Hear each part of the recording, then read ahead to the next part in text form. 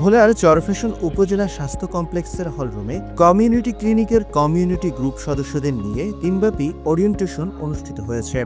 সোমবার আয়োজিত এই কর্মশালায় অংশ নেন এওয়াজপুর ও হাজারীগঞ্জ ইউনিয়নের কমিউনিটি ক্লিনিকের প্রতিনিধিরা।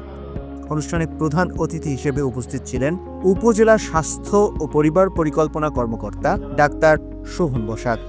বিশেষ অতিথি ছিলেন মেডিকেল অফিসার আশরাফুল ইসলাম এবং পল্লী কর্মসহায়ক ফাউন্ডেশন PKSF এর senior program manager Sheikh Mohammad Hezbollah.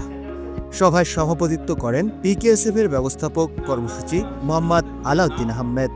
স্বাগত বক্তব্য রাখেন গ্রামীণ জন উন্নয়ন সংস্থা GJUS এর উপপরিচালক মোহাম্মদ আবু বক্কর। অনুষ্ঠান সঞ্চালনা করেন টেকনিক্যাল অফিসার মোহাম্মদ মাসুম বিল্লাহ।